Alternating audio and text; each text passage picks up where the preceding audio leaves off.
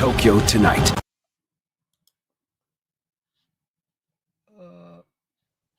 I had to do it. I had to do it. Let's add this to stage.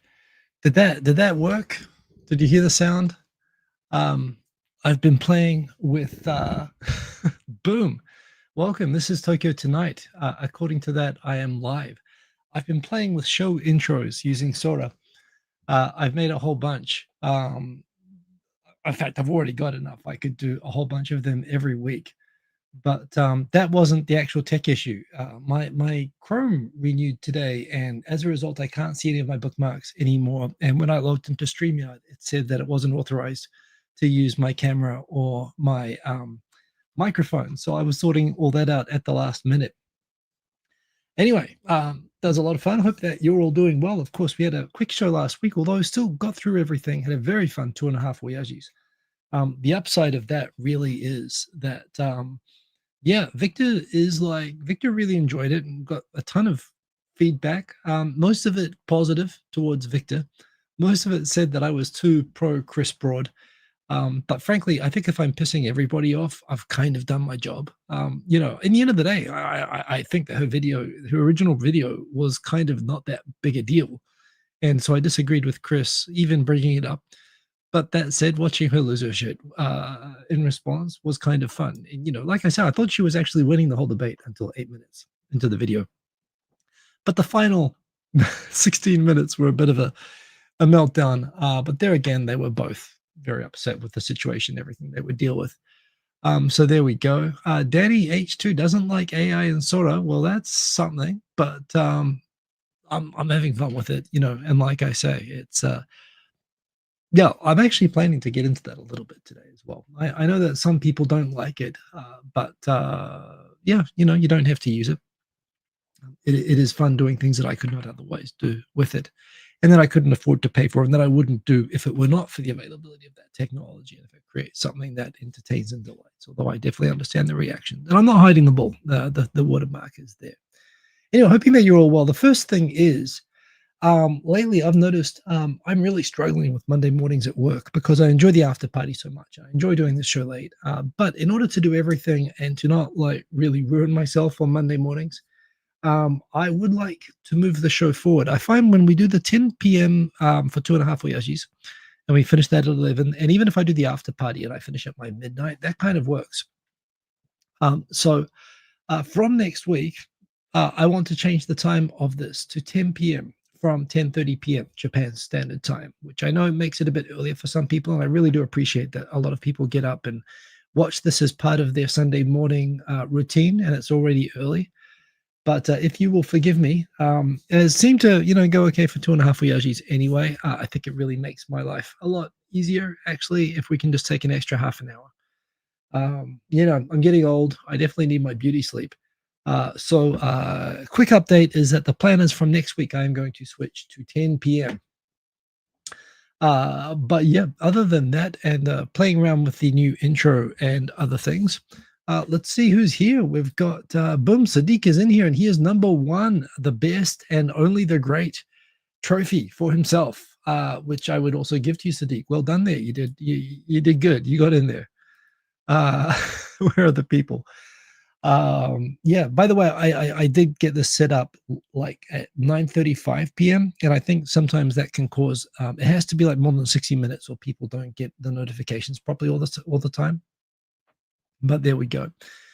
Danny H, who I presume is Dan H too. Hopefully, by the way, I saw Dan, I hope you were not impacted by the other outage, the Azure outage this week. Generally, it doesn't make as much news, of course, but yeah, no, that is the thing that also happened. That went on for 8 hours. Anyway, hope you're doing well. Great to see you and Sadiq there in the chat. We got Yuri the best. Yuri, I like your approach. Just whenever you come in, just claim first. I think that's okay. Very, very glad to see you coming in. Are you still in Kyiv at the moment? Anyway, I hope that you're doing okay there. I've seen it sucked with all the blackouts and everything there, so I hope you're doing good. And everyone else, we're having a debate here about the number one. Kimbra's potentially not claiming first. Oh, I see. No, I'm quite enjoying this. But yeah, Kerberos, you should totally be getting in there and claiming first place as well. First, you're all. This sounds very socialist, but you're all first equal in my heart. So, in which case, what's the point in even trying harder? I suppose you might ask. Couldn't rank it. 8045. Everyone's got slightly different names this week. In fact, Sadiq Gurus 328. Is this maybe the trouble that I was getting was a change uh in StreamYard settings that maybe it's reading your names differently. I was really curious to me. You're all like, well, Jane Motts is now Jane Motts 2829. Dan H is Danny H2. Even me, it said put in your name when I started this, like on the streaming software. So that is curious. But anyway, um Arsena. Hadn't heard of Arsena before. Reminds you a bit of Romulus and Remus. I think I missed Arsena. Was there something about Arsena in here? Or did I do a spelling mistake? Oh, Dan H said that you thought Arsena came in first. Oh, did you mean Aeneas? And then who knows? But anyway, I think you're talking about Aeneas, right? Which I'm definitely mispronouncing. But who technically became the Romans and then the Italians? So were they first? I think they would probably claim it. And then that you'll upset the Greeks. Oh, speaking of which, we have everybody in here. So let's keep going in. You remember to ask me about Hizma. Hizma? Go ahead. Who is Hizma? I should probably know that. Anyway, we'll get to that. Jane Motts, great to have you in here as always. By the way, thank you to everybody who voted on the MASH battle. Sonny's been cleaning it out lately. He's had like I think 6 wins in a row now. So I lifted my game. I actually worked harder on the one this week. But honestly, when I heard him playing Ghostbusters, I was like, damn, Ghostbusters is such a good track. So well deserved there by DJ Sunny Side Up. I'll tell you what, I'm not discouraged. I enjoy doing the mashes, just like DJ Sunny Side Up wasn't discouraged when he lost a bunch in a row, which I don't think he lost 6 in a row. I think he did better than me. If I lose the next 76 in a row, if we get to 100 and I lose every single mash battle, I will consider not doing the mash battles anymore. But yeah, I'm just gonna get better. That's all I'm gonna do. But DJ Sunny Side Up has gotten his skills have improved substantially. So much respect to DJ Sunny Side Up, and don't worry, I'm just gonna keep bringing it harder. So there we go. The origin myth of the Turkic people. Okay, I you know what? I'm not that up on Turkish mythology. Yeah, the actual anthropology of Turkey is like super crazy cool. Like everybody thought how like kind of civilization kind of started more towards Syria, sort of with the Sumerians and sort of Iraq and Syria. But no, Turkey pulls out a hey, look at Göbekli Tepe. Göbekli Tepes, I think it's called. I'm sure I'm mispronouncing it. And then they found 2 or 3 sites around it, all sort of buried, showing that, oh no, they were actually doing civilizational type stuff even before the Sumerians. So, not to mention, there's like 900,000 years of unaccounted, human history probably buried underneath the Sahara Desert when it used to be like a grassland and people lived all over it. So who knows what the real story is? I mean, we always have to give it to Africa ultimately, but in terms of what we can trace back, definitely Turkey, very, very, very, very important. So there we go. Anyway, we're going to keep going through. Traveler's handle. Why does no one have their regular handles? I don't. Kerberos teaching you have your normal handle, so we should all be coming to you for advice. Aaron, glad that you could make it. YT seems to be going through some pains at the moment. Maybe it's layoffs. I haven't seen layoffs at YouTube. In fact, I have noticed actually that every week StreamYard is releasing new features. YouTube seems to be increasing. I mean, I've always been pissed off at how slow YouTube is to release features, but they seem to be releasing more. I'm sure part of this is the AI revolution that we are in. People seem to be releasing more, but yeah, YouTube indeed. When is it not going through pains exactly? They seem to be kind of doing better lately, but who knows what's going on the inside. DJ Sunny Side Up 23. I don't know, we've got like basketball numbers now. Michael Jordan. But yeah, congrats. Once again, much respect. You did a fantastic job on the mash and your mashing skills. All your stuff is like perfectly beat matched. Your track selection, everything is awesome now, and it's just telling me I got to lift my game, dude. So good job. Lara Muzio, great to have you in here. We got all the content, all the different civilizations represented. Good to see. Uh, Twins. I'm probably missing some conversation here. But anyway, I'm just focusing on saying hello to everybody. We have everybody saying hello to everybody. I'm doing well this weekend. Hope that you're all doing well this weekend. Tokyo's had like 3 weeks of nonstop darkness and rain. We've just got it some sunshine back finally and some decent temperature. It went from like 35 to like 10. Now it's back up to like 20, where it should be this time of year. It's back to being basically the best time of year. But we've had a bit of a weird kind of a time where it wasn't like that, which is a bit annoying. Time change in the US. Oh, everybody in America, you had daylight savings, have you? So this is one thing. Like, yeah, I think I've said this before. I came to Japan. It's like, why doesn't Japan have daylight saving? Because truly, this time of year, like when it gets dark at like 4 p.m., and even in summertime, it still gets dark at like 7 p.m. And it's like, why don't people give themselves extra sunshine? Well, one, they're all working anyway, I suppose, is part of the answer to that. But yeah, I've come around actually to the people in Queensland who are afraid of daylight saving time causing the extra hour of sunshine to cause people's curtains to fade faster. Um, Great levels of education in Queensland, where my mother now moved to and was not actually educated and raised, thank heavens. But yeah, I think they're actually, I used to make fun of them, but I think they're kind of right on daylight saving. Hope that you will survive the changeover. And indeed, thank you for being able to come and watch this. I don't know. Does that make watching this at 10 p.m. Japan time easier or harder? I'm not sure if this means the show was on earlier for you or later, but either way, I'd appreciate if you'd allow me to make the slight change. Anyway, lovely to see everybody saying hello to everybody. We've got Shubha's checking in from Panama. No longer afraid. Thank you. Hope you're enjoying a delicious cup of morning coffee. I had my cup of coffee. It's lately been my morning routine to go get a little bit of, I've got a fantastic bakery near my place. I get a delicious bit of bread. I get some for my son, and I go and buy a big Family Mart coffee. There is actually artisanal, fantastic, sourced around the world beans, fantastic coffee right beside the bread shop. And I actually walk past it and I go to the Family Mart, where for 260 yen, you get amazing cafe lattes out of the machine in a huge cup. And I have that with my bread, and I'm very happy. So, yeah. Anyway, that's my low class breakfast on Saturdays and Sundays. ADH2. What is up with these names? Who else made it in here? Scanning ahead. This is fair. I'm glad people. Aaron, I'm glad that you liked it, and I'm glad that you could see and hear it. We've got a boom indeed. Sorry, Tokyo Tower. I said, like, before it had a person. On the original cut, it had a person standing on a helicopter pad. I said, make it end with a boom, and the person exploded. And I was like, that's not really the image that I want to go for. I said, so make the final image of Tokyo Tower, and then show the boom. And they destroyed Tokyo Tower. I'm going to keep refining my prompts. Sorry, DNH. I can neither confirm nor deny that there may be further updates to the thing.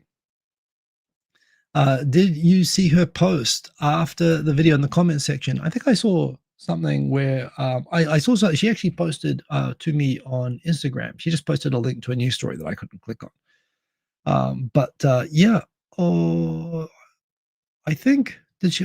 Anyway, her and Victor invited her on sometime. I think Victor was better at coming across. I mean, Victor actually talked to some people who saw, for example, things like it appeared that Chris arranged for the editing of his showing her featuring homeless people, editing a laugh track over that from herself. That was kind of shitty by Chris, and honestly, they should both stop. But there again, it also appears people in the comments confirmed that she shared, she changed the titles of her videos from "White Girl Shocks Chinese People by Speaking Their Language," and other different. I mean, I respect it's cool you can speak Chinese and Korean and Japanese, but don't make like gotcha prank videos of shocking people by being a white girl and speaking their language and putting that as the title, which she totally did, and then she changed the titles. So. Just both of you stop it. Just do what you do. People who want to watch her content, her channel is very successful doing all of that stuff. She doesn't need my subscription, but there we go. Yeah, so I saw the exchange. You know what? She might. Victor was much nicer to her than I was possible. I was shitty to both of them in a way. But he may get around to 2.5 Voyages, so that'll be something to watch. Anyway, definitely my secret superpower. Simon's living room. Great to have you on here. We got who else we got in here? I'm quickly trying to get through so we can get to the topics. We got fourth Key Blast. Wow, power outages are several hours per day. I hope you've got a generator or something there to get through that. I'm really happy that you're able to connect to the show. And fuck Russia, seriously. Seriously. Well, yeah, we'll talk about that today as well. But yeah, fuck those guys. Anyway, what they're doing is totally shitty. Tikio Sam, Saisho Ichiban. Tikio Sam, about 20 minutes late, claims first place. And who's going to take it away from him? Indeed. Hi, Dad. Tikio Sam. Wow, revelations in the comments there. Who I wouldn't have picked that. I wouldn't have picked that. But there again, Tikio Sam is a man about town. He gets around. I got Tadom. Tadom, you made it into the chat. Great to see. And we got Ben Duncan, 9307. I don't know what's up with the handles, but honestly, it was acting really weird. I don't say Komleki Tepe with my mouth full. No, yes, indeed. There's good life advice there. Wow, so many people in the comments. So great to see. I'm trying to go through. I'm afraid I'm skipping people, but I'm also going faster so we can get to the bottom. Here we go. Sunny, that's your handle, Traveler's Thread. When YouTube does updates, yeah, it's probably broken the integrations where it's doing this. And this is showing people's like YouTube URLs instead of their self-chosen handles. But you think about it, yeah, it's kind of crappy that they are doing that. Identify people as they want to be identified. Sainted Sir, good morning, New York City. Nice to have you in here. As always, great to see so many people. And Split Fries 69. There's a number. Great to see you. And let's get into the topics. Changing her titles has nothing wrong with it compared to putting a laugh track of showing homeless people. I agree that was a shitty thing. And yeah, Victor went after we did the recording and went and checked and found it, and it was totally edited that way. And I agree that catchy, off-putting titles. I mean, I agree that it is a much, yes, on the degrees of shitty things that people are doing. That titles are fine. Split Fries. Please, the worst thing you can do with the 69 is forget that you're in one. TK69, you identify me as an attractive man who knows how to do that. I do know how to do the haka dance. That is absolutely 100% true. I can't do many dances, but I can do a white man's version of a Maori war dance. And with that, let's go into the topics that we have for today. Anyway, what have we got? So apologies to everybody, but this is going to be half an hour earlier next week because I need to function on Monday mornings, and this is too much fun, and it renders me useless to anybody the day after. So there you go. This driver, I think we just already talked about it, but I think the upside of this is I've been talking to Victor. The way that we did, and we could have just put it up live, honestly, doing the reaction thing the way we did it. Victor did edit it, and it was a lot of work. I respect actually putting in the extra effort to edit the video. But we realized, well, one, I mean, Victor discovered all these channels that were commenting on this that are in Japan, and he was like, wow, we got to get all these people on. And even the ones that don't want to come on, we could do reaction videos now. And it's very easy to do here in StreamYard. So based on that, Victor's got the streaming bug back, and I'm up with that. So we talk about trying to more or less do a show once a month at the moment, but we might up the frequency. I can't really handle. It was too much for me when I was giving up both my Saturday nights and my Sunday nights. It was basically sacrificing ever meeting anyone or doing anything, committing to doing both shows every week. But I think if we do a 2.5 Voyages like every second week, I might do Tokyo Tonight, either a really rapid fire version like I did last week before 2.5 Voyages, or might even just do every second week and a 2.5 Voyages in between. Just so we've got the same amount of time, more or less. But I'm all up for doing more shows with Victor. And actually, one thing I will give credit to both Chris Broad and to Oriental Pearl is they've really brought out a community that I thought didn't exist anymore. So that was pretty good, actually. Yeah,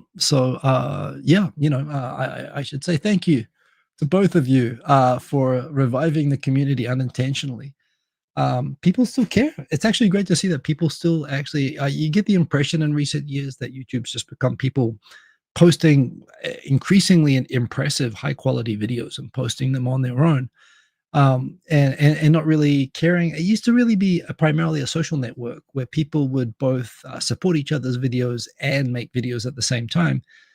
And somewhere along the line, it became this kind of sole pursuit where no one really gave a shit about anyone else and just did their own thing. And honestly, the quality of videos went up so high that people didn't feel quite rightly. The numbers went so high, and the quality went so high that I think people felt like they didn't need to do anything anymore. But uh, yeah. Just noting Quint Rankins post there, so I will come back to this.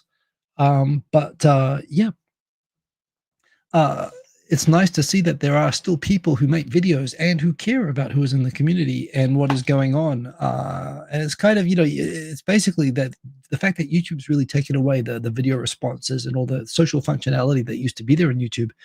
They kind of disabled it from being a site on which you could engage in discussion like that. And this discussion just got so loud and attracted so many opinions. We kind of overpowered the mechanisms in the site that pulled that away. And it's a really good thing. So I'm all for Victor reviving the old YouTube barroom and discussions and community stuff. So we'll see if that takes off. Anyway, that was pretty good. Speaking of, yeah, we made a few parodies of the situation of South Park parodies, which you're still apparently allowed to legally do somehow. Uh, and yeah, we made a whole bunch, and we even had the idea of editing them together. I know so there are some people, of course, like, oh, that's exactly what I'm thinking. I'll go every second week and probably alternate with 2.5 Voyages. Dead Age. I think that's possibly what we'll do if we get momentum with that again.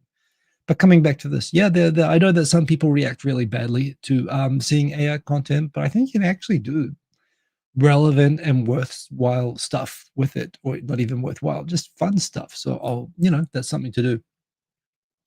Hisma. So I wasn't actually following this that closely, and Victor knew more about this than I did. I've seen some channels on Blue Sky and Twitter talking about this. And I had misunderstood this problem as well. I had always thought that Hisma was a vlogger who was, I thought he had been posing as a Chinese or setting up stage situations, making it look like foreigners were kicking deer and blaming them for it. And apparently that's not, well, there are some allegations that some of the situations that were filmed were actually said to be of Chinese people when they were actually of Japanese, or they were staged, or they were old videos.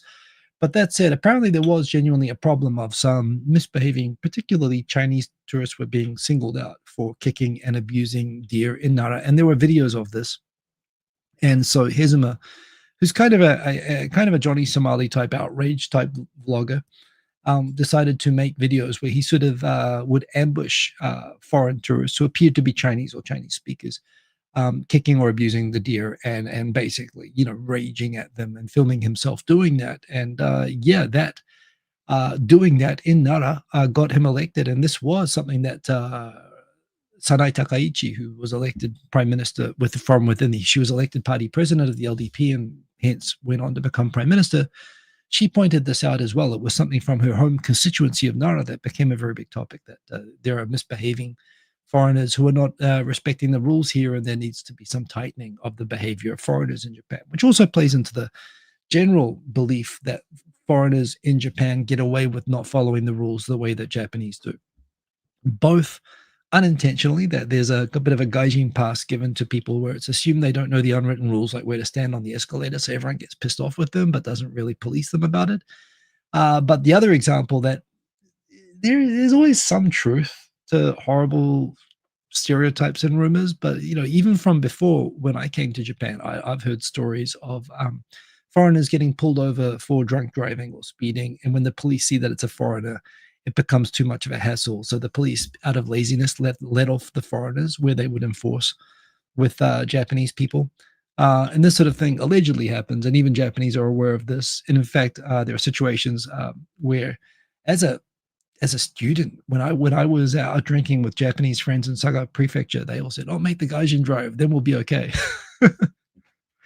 So there's things like that, and basically, there's a playing into that Sanai Takaichi sort of touched on when quoting what Hezima was tapping into, the outrage of basically just bad manners, bad behavior, particularly by Chinese tourists, which sparked a little bit of the backlash that's going on. I think some people are a bit hypersensitive to the backlash, and certainly it's good to see that in the first week of Sanai Takaichi being prime minister, she hasn't She hasn't created ICE and started randomly rounding up and deporting everyone who doesn't look Japanese, like has been happening in some places.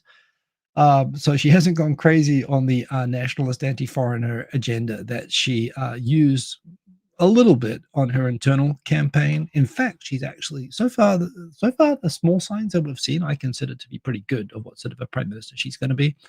We'll get to that, but yeah, here's some. I mean, people assholes get elected to city councils all the time, um, and yeah, um, apparent. Apparently, while there's debate about the authenticity of his videos of catching foreigners abusing deer, some of them appear to be authentic, but I have no idea. I have no idea. And certainly some of them appear to have been staged, which undermines his credibility on other things. So there we go.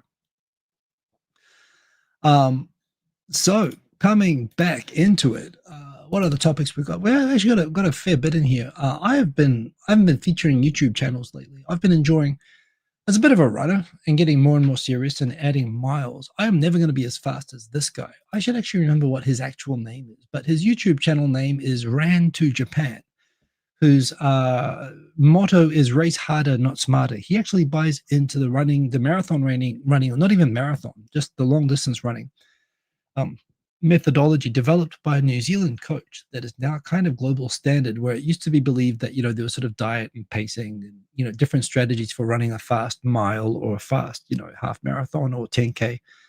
And this guy the guy who coached Peter Snell in New Zealand, developed a methodology that no, it's just miles. If you, the more miles you run, even mindlessly, will add up to increased fitness. It will increase the size of your engine and capacity to be able to maintain form and speed over longer distances. And it's become the mantra. And when I was really surprised when I started like doing a proper serious training routine for the marathon, I'd always run, inserting recovery days between each of my runs, and I'd never run more than 3 or 4 days a week. But my training program had me running, 60, 70K per week, more than that. In fact, I was sometimes running 20, 30K per day, 6 days a week. And it turns out this is what everyone does. And so this guy, who's a young guy, I think he's in his mid-20s, he's a British guy, lives in Tokyo, from what I understand. He goes around, he just does running. He's trying to get into the British Olympic team, and he's aiming to get like a 2-minute 9 marathon time as he's building up to try to get this in the Valencia Marathon. He's doing this by running marathons and half marathons around Japan. I've run my first ever half marathon. I ran a really fast time of 1 hour 34.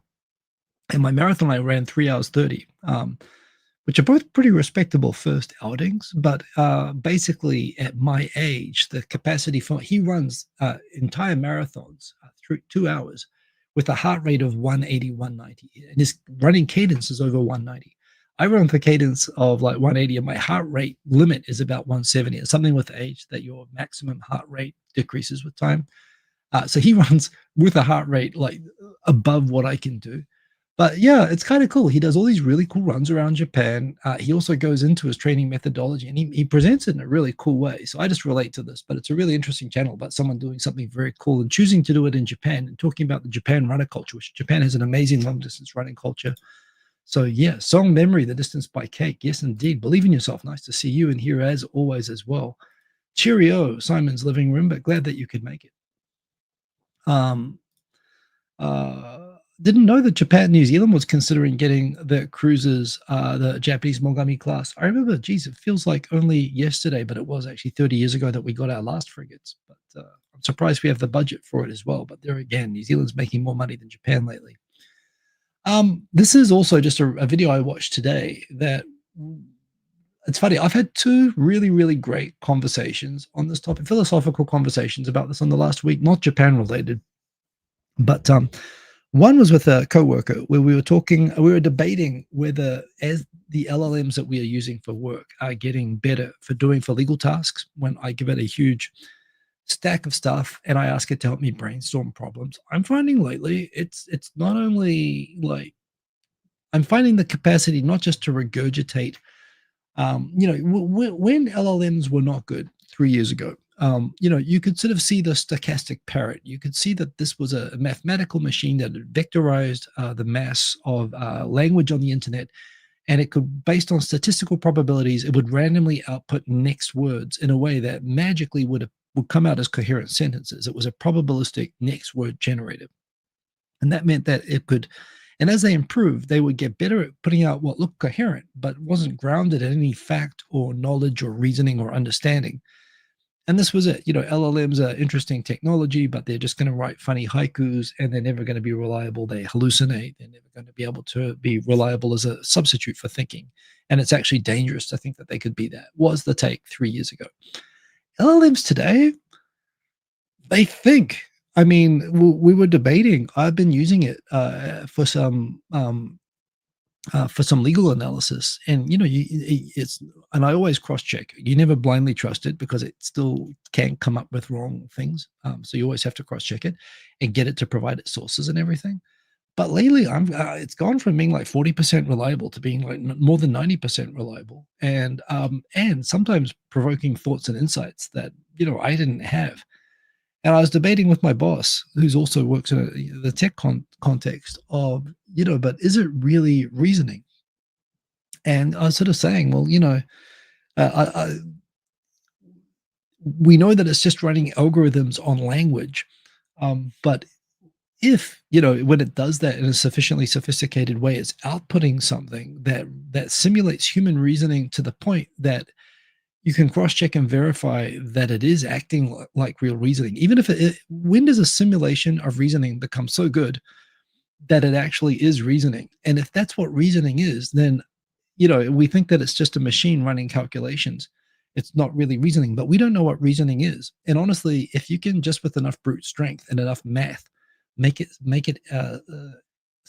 reason in a way equivalent to, or sometimes even better than a person can, then what are we? We're just a massive carbon molecules running math. I mean, the one thing we know about the universe is that, for all the things we understand and don't understand, whenever we gain an understanding of something, it's always grounded. The one thing we know to be true in the universe, and we don't know very much to be true, we don't understand quantum, we don't understand macro very well, but what we do understand, we always understand in terms of math. And it's funny that when we take something like human language and we convert it into math, it actually, through that, it seems that we're able to, out of an inanimate object, create something that acts convincingly, increasingly convincingly, like human consciousness and reasoning.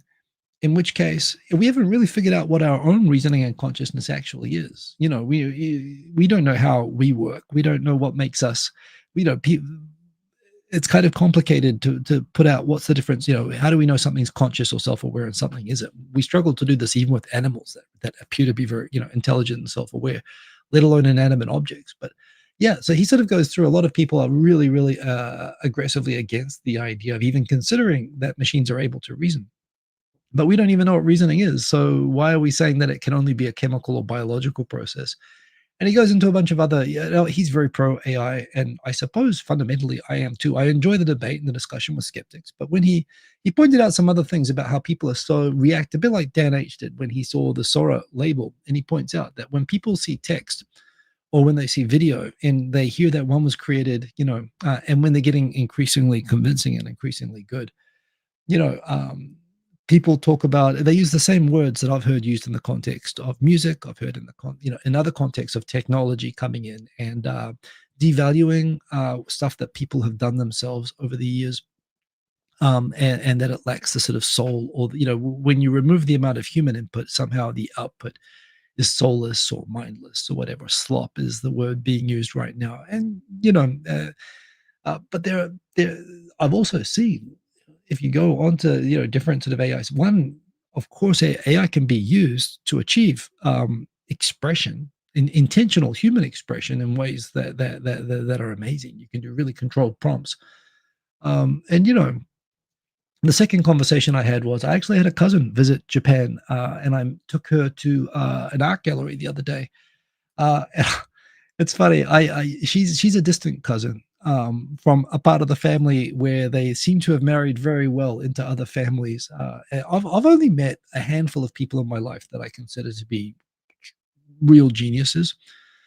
And I think the 17-year-old girl that I met the other day, a second cousin of mine, I think is in that same category. She's one of the smartest people I've ever talked to. I took her around for a few hours and had, honestly, one of the best 4-hour-long conversations of my life. We went through urban planning, city design, history of art, linguistics, the link between linguistics and machine learning and math, and machines doing reasoning, and my mind was just blown for the entire conversation. It was really enjoyable. She was an awesome person, and I really enjoyed taking her around. I mean, the fact that she every exhibit that we looked at, she absorbed everything, and stuff that we looked at later, she was totally able to cross reference and cite everything.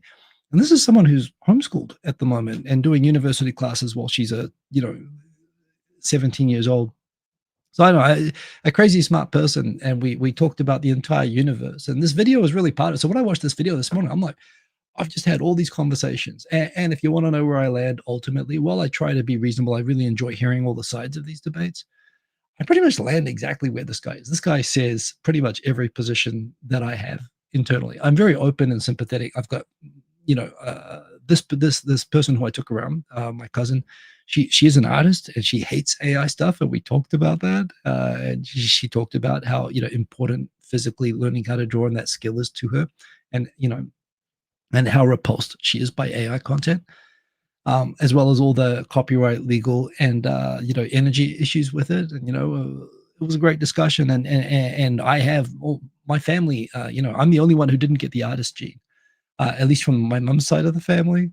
And I know that they were to differing degrees are open about being very anti AI as well. But I'm for it. And he expressed basically things that I've said in other conversations, like very closely. So I don't know. Wes Roth, he's very pro tech and pro AI forward, obviously. But and for what it's worth, I do also subscribe to the what is it, to the music lawyer, to the YouTube music lawyer, and I do subscribe to a lot of anti AI content. And I really enjoy the discussion. And I'm not, I have my opinion, but I'm not. I'm absolutely open to all the critiques as well. But yeah, um, why not ask an AI thing how smart it is? But you can ask that to a person. This is the thing. How intelligent is it? What I've learned about people is that the smartest people, the least smart people will tell you that they're smart. Smart people don't do that. It's almost like a measure of how smart they are by how self-aware they can be of their answer, right? So anyway, that was a thing. I totally missed something there. So I'm not going to go into that. Let's go back in. We've only got 20 minutes left, and I haven't even talked about Japan news yet. Oh, yeah, Toto, hurry up and make urine. And why don't our toilets give us our Kenkoshinan every time we take a crap? It seems like this is something we should already have. This and self-driving flying cars. But the toilets are much more achievable. Withings, the company that made this urine analyzer, I've got I've got a bunch of their stuff. I really like the idea that we can actually take so much better care of ourselves now.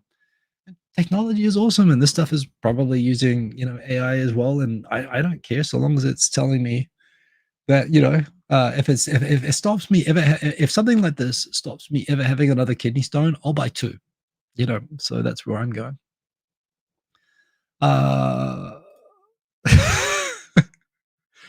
is useless, and that is from someone who owns mostly Withings gear. I also have Withings gear. I quite like it. It seems like they're more going to be first at this. And I'm not really, but to me, this sort of technology, like Toto, this should be built into every washlet or some kind of analyzer. Anyway, Toto is not only for life. Toto is life.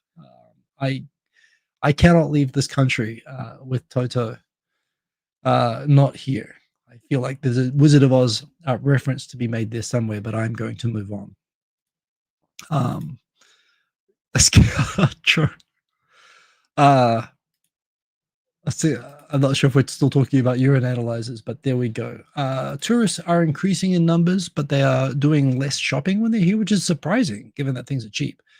But for what it's worth, again, apparently during the month of September, the first time ever, Japan had more than 3 million inbound tourists.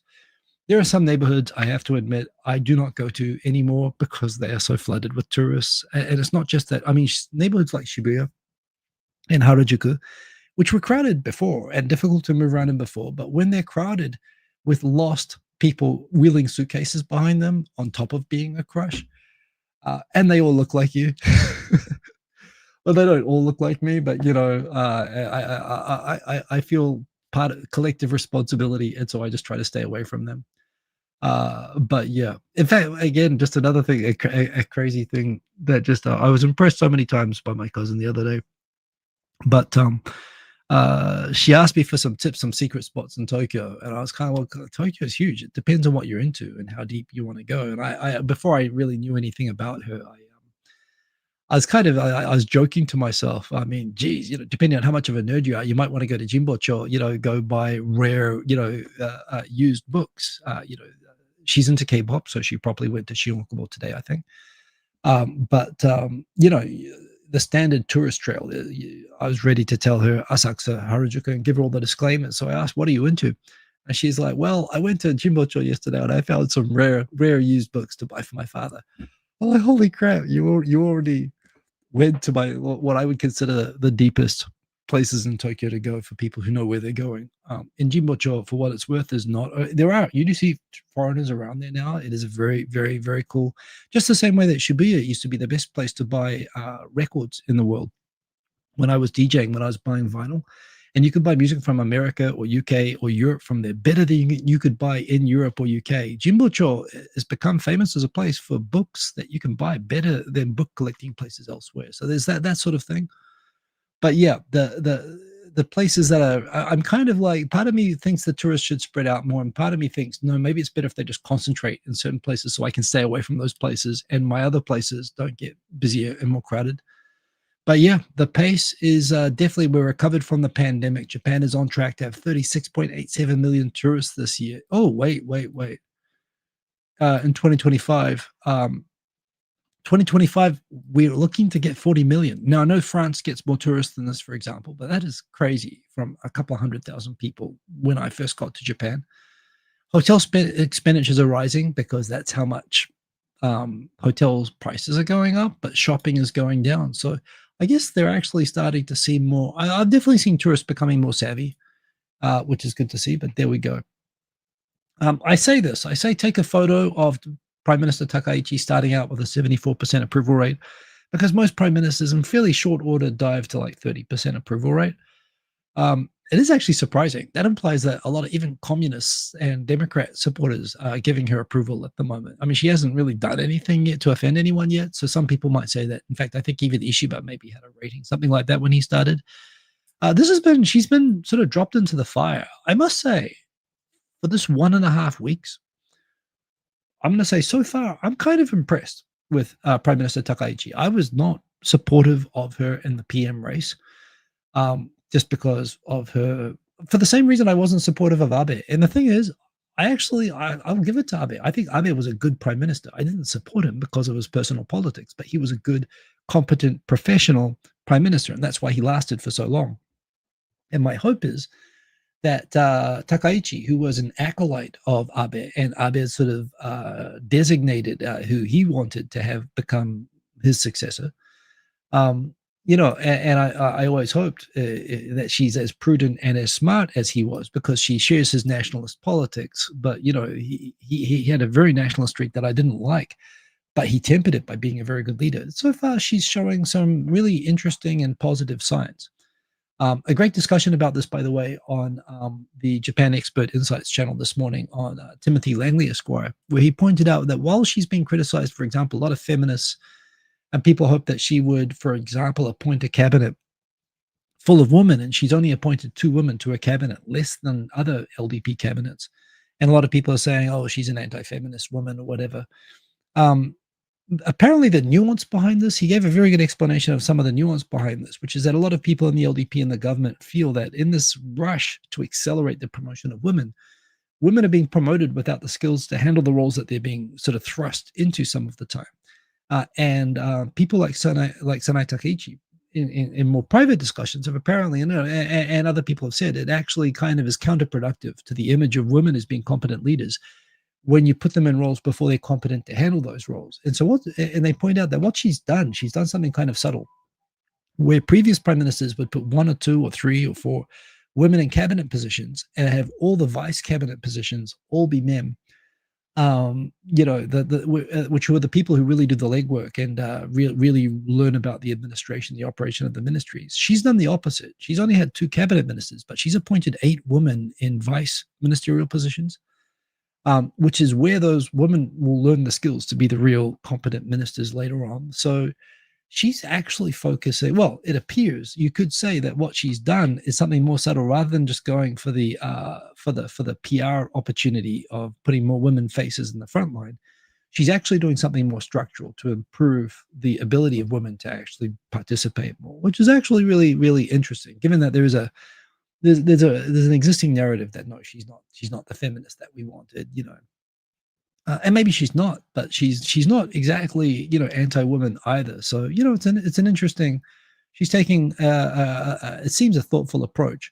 She also had Donald Trump. The first role she had to meet Donald Trump, and now she's meeting with the Korean president this week, which I'll talk about in a moment. But you talk about and of all the prime ministers to get elected, the fact that it was such a challenge for her to get confirmed, like she's really been through the fire just getting into this role. It's not she's had nothing handed to her any point getting through the party.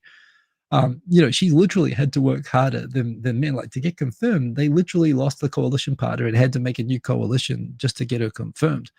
For all the scumbags that the Soka Gakkai Komeito party had done coalitions with over the years, apparently their morality was breached by the first woman. There have been far worse men that they've signed off on over the years.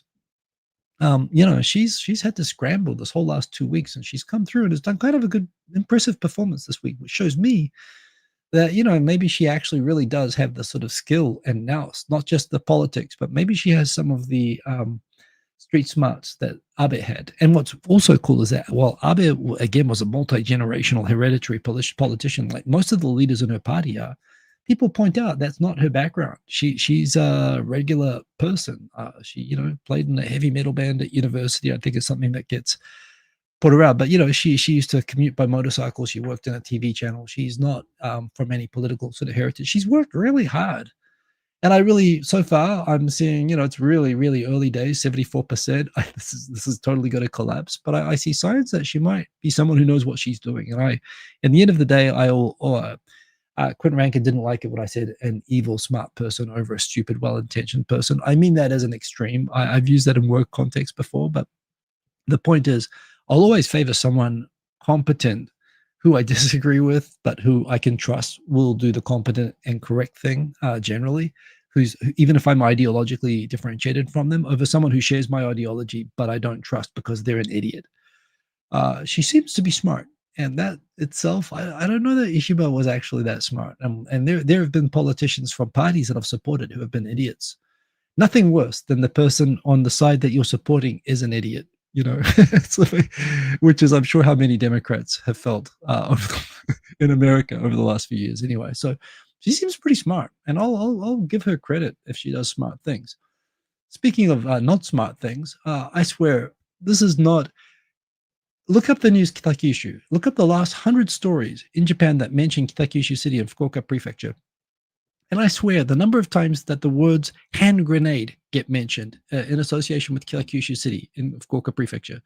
And then if you look up the word hand grenade in the news in Japan, like, I know sometimes they find discarded hand grenade somewhere in a battlefield or something, in Okinawa, or they'll find something like down in, Kumamoto, like, or whatever. But no, the word hand grenade comes up in the news pretty much only with regards to not just Fukuoka, but specifically Kitakyushu City, which is the home, of course, of Japan's no longer really that active, but the Kotokumi, Japan's most violent organized crime syndicate that would do hand grenade attacks on people. It's like they wanted to avoid being arrested for having guns by carrying hand grenades. I don't know what the deal is, but literally the number of times that hand grenades not only comes up in the news from hand grenade attacks or hand grenades being found, it always happens in Kitakyushu, which, by the way, well, don't take this the wrong way. The thought just came into my head. A random, separate, and unrelated historical fact that Kitakyushu was the city that was supposed to be nuked instead of Nagasaki.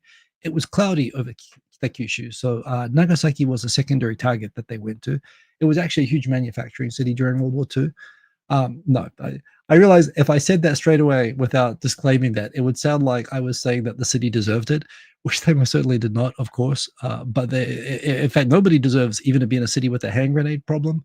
But the fact that Japan is such a peaceful country, like you don't hear anything. If someone, bear found in gymnasium was literally top news this week, and yet Kyushu's there with hand grenade issues. It's slightly jarring, and that is a thing. But there we go. Hand horseshoes and hand grenades. But anyway, Kyushu, please, what's wrong with you? So gotta say, I mean, how does anyone handle Trump? I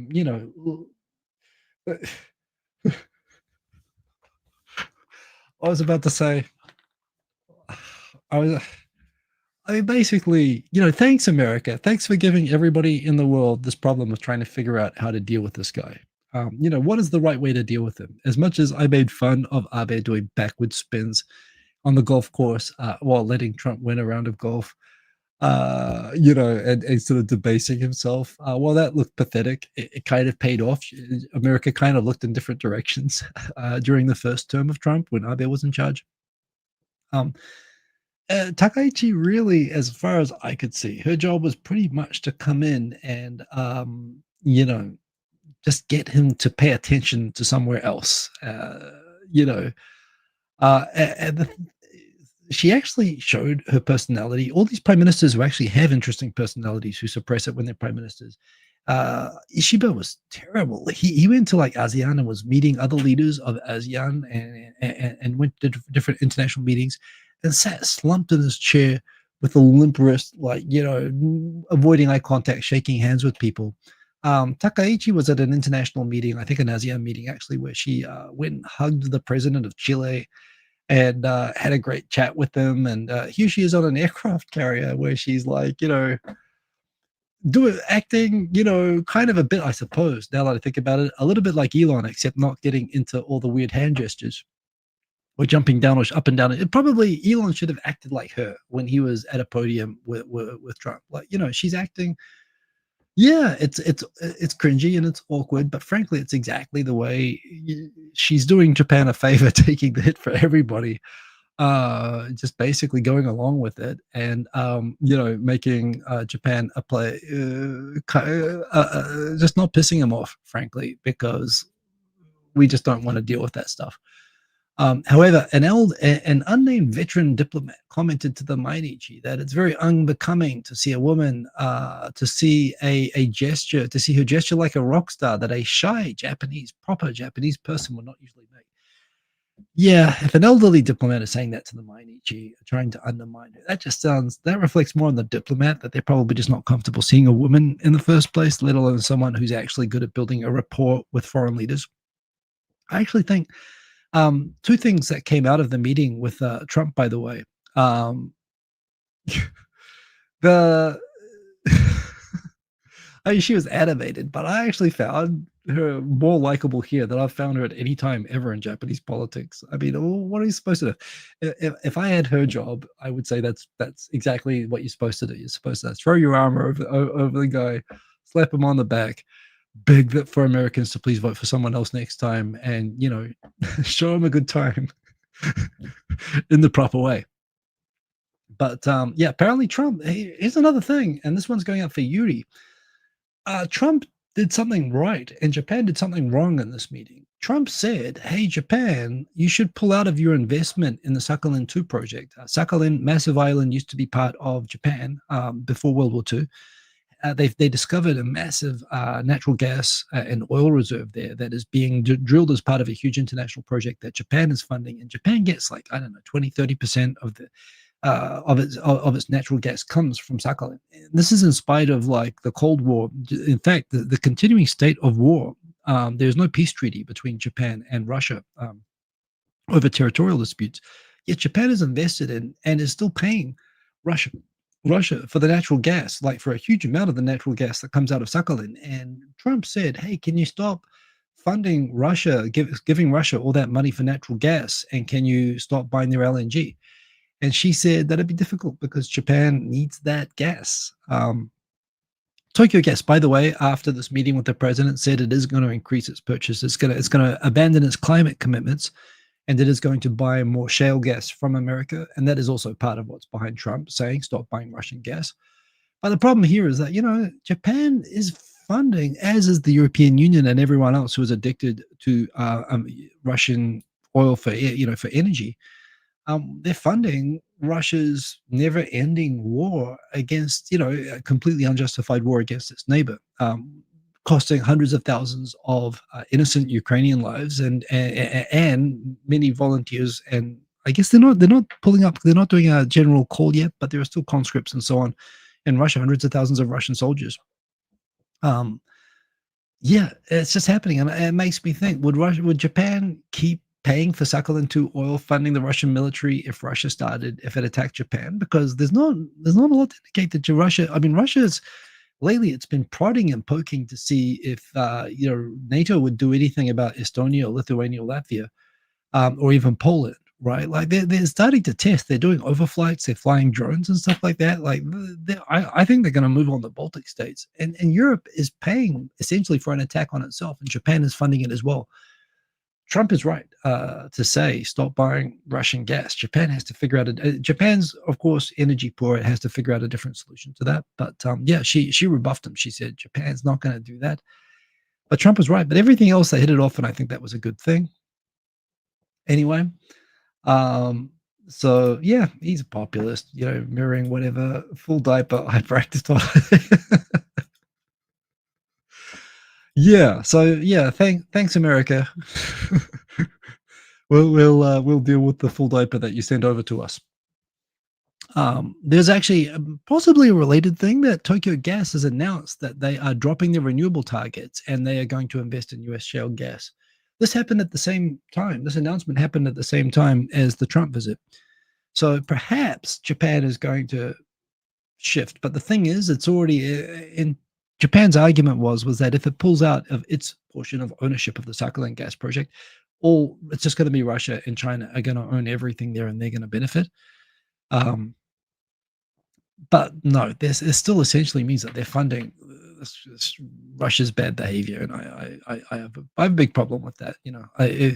As bad as Trump is, it still is much better buying the gas from America than it is getting it from Russia at the moment. Anyway, the maglev is going to cost an extra it's going to $26 billion. It's basically going double. It's going to be like $50 billion US to get a maglev, which will let us catch a train from Tokyo to Nagoya, which currently takes 1.5 hours.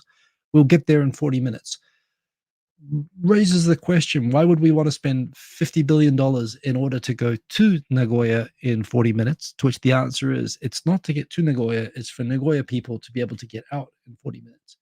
It is pretty crazy to think that I could get to Nagoya from Shinagawa faster than I can commute to my work from my house inside Tokyo. And we might get more live 2.5 Voyagis. We wouldn't even have to use AI to make videos of us together. So that is a thing, but it's not going to happen for a while. It's going to cost a shit ton of money. But like the Olympics and everything else, overruns always go crazy. This is partly because Shizuoka held it up for a long time. But at the same time, it is going to be pretty awesome when it's done. And I'm gonna ride it. Don't talk shit about Nagoya. Oh, come on. Nagoya is not the worst city in the world. See, I can be nice. Gonna increase. We're on 11:33, so I'm gonna speed up so we can get to the after party. But yeah, Japan's doing lots of M&A deals, even though the yen is cheap. But Japanese companies are cash rich and they are investing lots overseas. So there we go. Actually, another thing that I really give Takaichi huge credit for in her first week, her and the new Korean president are both, they've kicked it off apparently well. And there's a funny thing, Abe got a lot done with South Korea, because there is a sort of paradox that when it's a left-wing Japanese prime minister or a right-wing pro-Japanese Korean president, the opposition, when they get into power, will undo everything that the other person did, with regards to improving Japan relations. But when you've got someone who campaigned on impeaching the former Korean president because he was so pro-Japanese. So someone who's got a position where he's already cornered all the anti-Japanese votes, you can't go any more anti-Japanese than him. And you've got Takaichi, who's a Japanese nationalist who does not give a shit about Japan, about Korea, or want to concede anything. When you have a deal done between the most anti-Japanese and the most couldn't care less about Korea people on both sides, if they get along, you actually get deals that people are not going to overturn. So the fact that they've hit it off, it seems for now really well, actually means that positive things can actually happen between Korea and Japan, because it definitely, she is the prime minister that Koreans would expect to exemplify the worst of Japan, and he's from a party that anti-Japanese Koreans vote for, and that would wind back all of the deals that Japan has done with Korea that are about their relations. So I don't know. I really think that the fact that she's done a good job and the Korean president has done a good job of at least starting relationships on the right foot, I am optimistic about this. The Power Rangers original TV show Super Sentai is suddenly being cancelled. Why, you might ask? Apparently, it's got something to do with one of the members of the cast having an affair. To which I'd wonder, how do you even know it was really him if he's wearing the suit?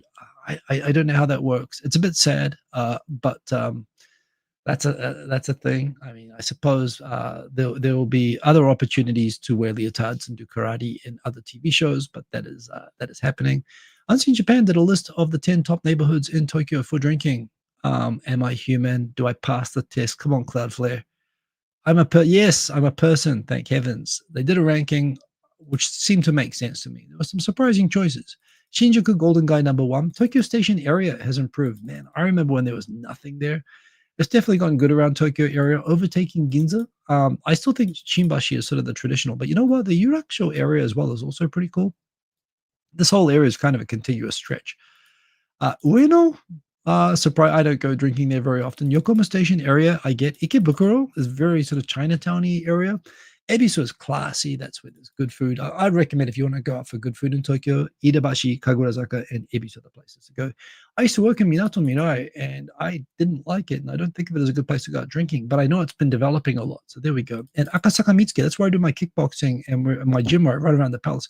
And yeah, that's where politicians go and have their affairs with their secretaries. And the secret bars around the streets there. So that's a bit of a hidden kind of a world, but this is a good ranking. Shibuya fell to 12th because they've pretty much banned drinking. Let's go to Sangenjaya. Oh, that sounds like a bit of self-preferencing by us in Japan, but yeah, otherwise it's a pretty good list. Yeah, for people coming in, Japan, Monomura, the Japan House, Black Tengu, hello Greece. No worries. But more bad news. I'm going to be, well, possibly, if it means you have to get up early, I'll be back here at 10 o'clock next week. So from going forward, I'm going to move the show 30 minutes earlier Japan time because my Mondays are a bit of a struggle. Which city would I recommend you to move to? For a classy person like yourself, Dan H, kind of depends on budget and vibe, but I would say you should be central. You know what? You should be in Daikayama. Daikayama or Ebisu, sort of is the embassy neighborhood. It's really nice. Yeah, if money was no object, that's probably where I would live in Tokyo. If we're talking that, Daikayama, Ebisu are the two neighborhoods I would recommend. But you might like Iidabashi. I like Iidabashi, Kagurazaka as well. Oh, you mean city? There we go. Lara pointing out. I thought you mean within Tokyo. Actually, I was thinking neighborhoods. I mean, Tokyo, obviously. If we take Tokyo out of the equation, Fukuoka is an excellent place, actually. It's an excellent city. And I'd choose it over Osaka or Nagoya, honestly. The places to live rankings in Japan always come out Sapporo, which is great, except the winter is incredibly cold. Sendai, they had the earthquake, but until the earthquake, they were up there with Fukuoka as the most livable cities in Japan. It was always Fukuoka, Nagasaki, some say Hakodate, but certainly Sapporo and Sendai are considered the best cities to live in Japan. I've heard good things about other cities as well. I mean, Japan's awesome, but Tokyo is pretty good. Oh, the sound is often dropping out. Is that true? Is that your connection, or is that my gain level? Maybe my stream. Let me just check. I don't have other apps open. It might be my internet. I'm sorry if that's the case, but thank you for pointing it out, Quint Ranked. I'll see what I can do about that. But I don't seem to be running anything that would be causing my internet to drop out anyway. It could be your connection. Sometimes I know if you have a bad connection, it can cause on live streams the sound to separate. But yeah. Anyway, big up to DJ Sunnyside up on the win. And that's about it for the stories this week. So I still got through there pretty much just over an hour, 1 hour, 4 minutes. So anyway, I'm going to go and set up the after party where you guys go. I bought some new music, so I'm going to play some of that. I found actually the other week when I was playing my own stuff, it was a lot more fun and listenable when I just played fast. So I might do that more often. But look out, we'll have some more 2.5 halfway edges announcements coming up. Half an hour early next week. After party coming up. You guys get to pick all the tracks. In sync. I was going to say I want it that way, but that's a different group. Anyway, I will see you all in about 5 minutes. I have to set up the after party setup. You guys can pick the music. I'm going to play some of my music. It's always a lot of fun. And yeah, have a good time. Dan H is planning to move to Japan for a year at the end of next year and take advantage of a young person visa. It'll be last year to do it. You know what? Say that at the start of the show next time. There's a lot of informed people here, and we can have a great discussion about that. I think that's really, that's a great, we should have this discussion on the live stream. Where should Dan H come to in Japan? If you can come to Tokyo and if you can afford it, I just told you the best place. But, oh yeah, this mic does have a directional thing. If I look away, it will, as Lara points out, the mic will drop out if I look in a different direction. But Dan H, let's do that next week. Anyway, everyone, remember to like the video because this is not monetized and I need the validation. And I'll see you all soon on the after party. Aaron posted the link. Boom. See you soon. Thank you. Peace.